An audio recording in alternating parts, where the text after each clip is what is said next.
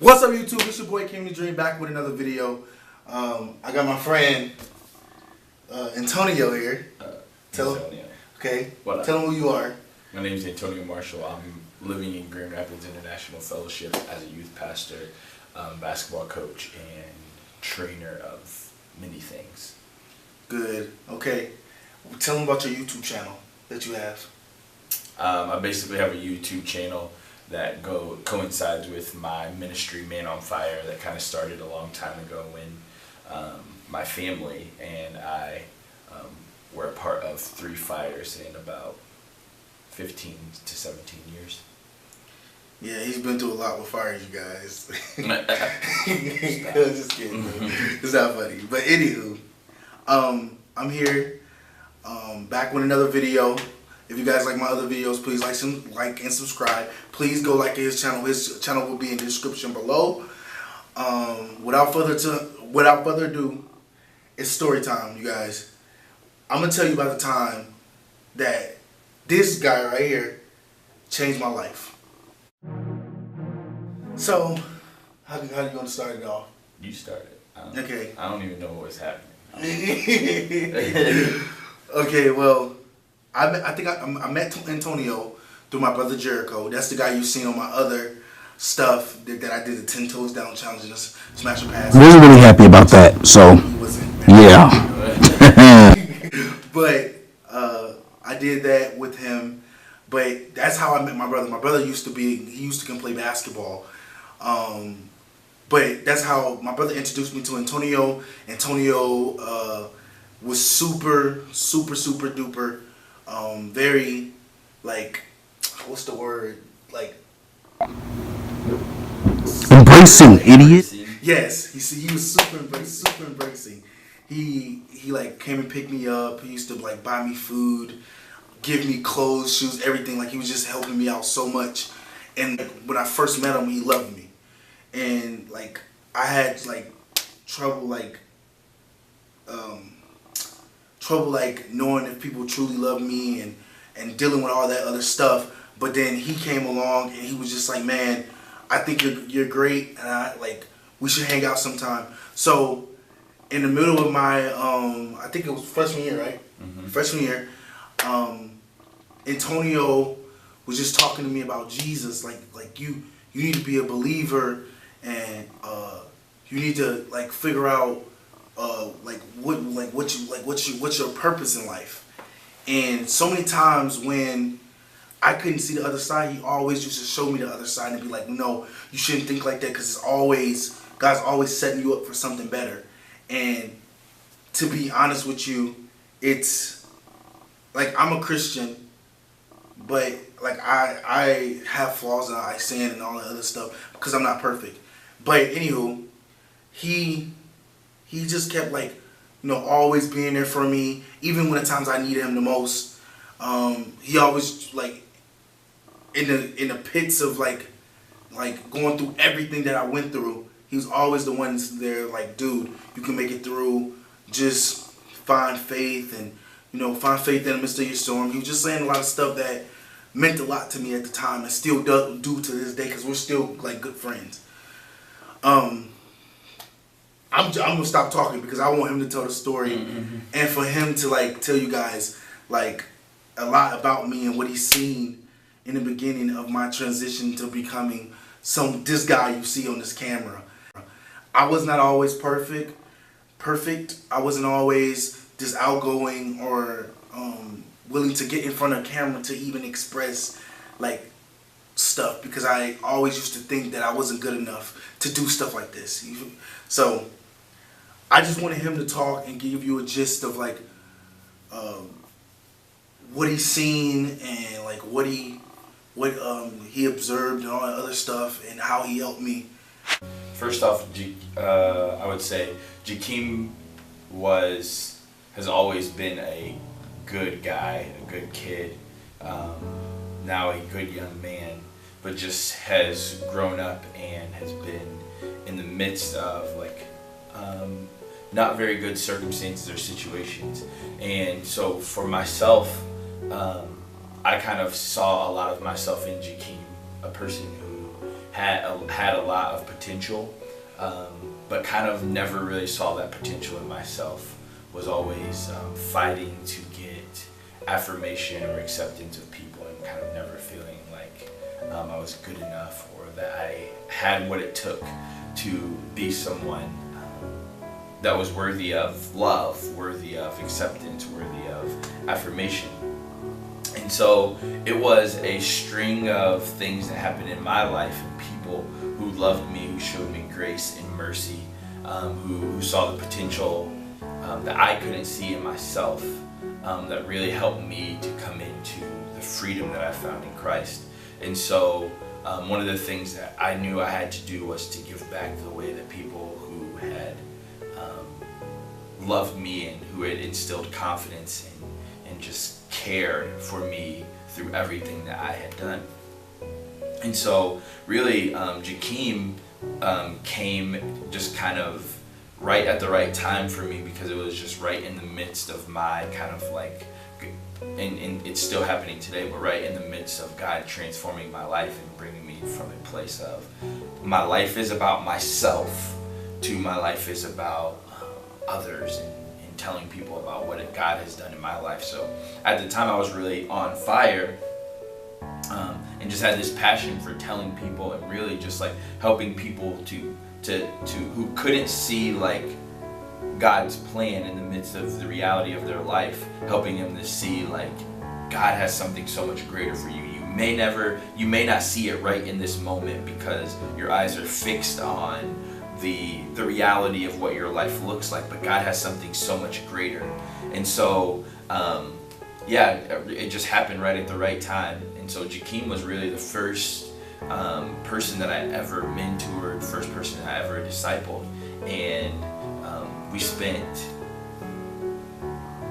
hours, days, weeks, months together, and really it was just a sense of kind of like, man, I could see God really wanting to do something in this kid's life, in this guy's life, and bring him from a place of just like kind of tragedy and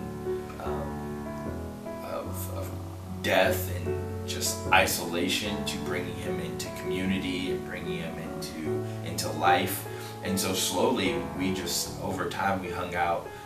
There are so many people that has played a part in Jakeem's knowing and developing. I cannot begin to really even close in any way, shape, or form take full responsibility for that, because of the people who have done it in my life, and other people, Stan, John Haller, the AJ and his wife, and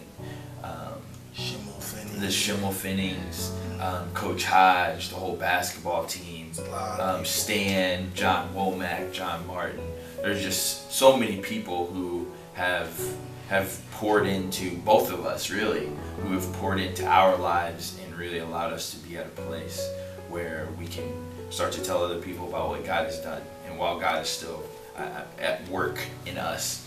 And so it's been kind of crazy, the journey that we've been on, and God still has mighty plans for Jakeem, for our relationship. But just coming from, I think, 6 years ago, a place where I was a new believer in Christ, kind of a fresh believer, still didn't even know what all I was getting into, and seeing Jakeem at the place where he was, and the things that he was going through at the time, moving from place to place, living in a hotel, and just the transformation that God has done over 6 years. It's been amazing, just the conversations we've had about perspective. Like, dude, this is your reality. I get it. I understand. Like, this is what you see, right, and this is all the people around you are doing. But like, God has something so much more amazing for you than what you can ask or imagine. So like, I know this is all you know, and this is the reality of what you see, but like, I want you to just start to dream a little bit about what God has for you beyond this, and maybe just kind of get out of this thought process that this is all you can ever be or become, or this is all you're worthy of, and like, God has something so much more for you. And then just like thinking about where we are at today, thinking about like, then I was a young new believer, and I have many problems now. But God has me at a place where I'm able to be a youth pastor, and I have my own ministry, and I love coaching and teaching kids about the game of basketball, but teaching people about God through the game of basketball, and just the place that He has for me I never would have imagined. But also seeing this young man, Jakeem, go from this kid who was lost in many, many ways, and seeing the person that he is today. God still has a lot of work to do in us both, but yet at the same time, just I never would have thought that 6 years ago we would be sitting at the place where we're at today, doing the things that we're doing. And I'm so proud of this young man and all that he's been able to accomplish. And I don't think a lot of people understand, like, it's just that one person that comes into your life that just changes how you think, how you talk, the perception of everything, and it's not through him. I don't want you guys to think it's through him that it was possible. God was working on him to be able to better me. And that's what he meant when he says disciple.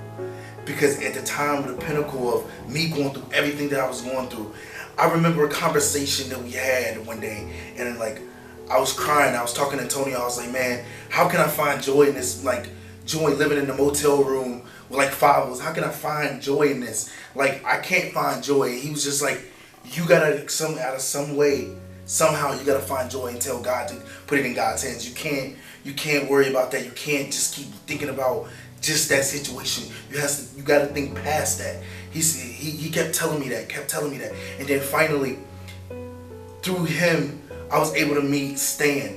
Stan is like, my mom gave him custody of me, and he was my dad. And this guy didn't really know me, only knew me for a couple of months. Asked me, listen, if I get you a place to stay and you can go to the school, like a better school, out like 5 minutes away from where I lived, and literally 5 minutes away from where I live, would you take that offer? Would you leave your family and go and better yourself? And at that time, I didn't even ask. Like, at that time, it was like I was scared. I really wanted to be around my mom, but sometimes, like, he taught me this too. Sometimes God is calling you to be somewhere else without other people, and maybe one day He'll tell you to come back and try to rescue those people or try to help them through Him. But right now, I feel like in that point in time, God was telling me, like, yeah, you should move with Him and better yourself. And like, I just like really thank God that I met him. Like, it's crazy. Him and my brother is not as close as me and him was, and him and my brother was. That's how we started. And now that me and him close, him and my brother not that close, but he still loves my brother. You feel what I'm saying? So that's why I say the stuff I say about him. He's awesome. Like if there's anything I can say, this one person you will want to like talk to or anything. Do you like? I'm gonna put everything down. Like, do you have like a thing where people can like email you if? Yeah. You can email. You can email my. You can go on my website and there's places to email. I mean, I think life is all about relationships. And I'm absolutely nothing perfect. I struggle in many ways and have a lot of flaws and things that I struggle with. But I do know that I'm grounded in Christ and His love for me. And as long as I'm focused on His glory and His mission and making disciples, I think that He's going to have me He's going to take care of me. This concludes my story time. I just wanted to let you guys know that, like, even behind this camera, like, I'm expressing this stuff with you guys and letting you meet somebody who's crucial in my life and still is. Like, he wasn't just crucial back then, he's crucial right now. He's still in my life, he's still helping me, he's still loving me. Anytime I need anything, if I call him, he'll do it for me.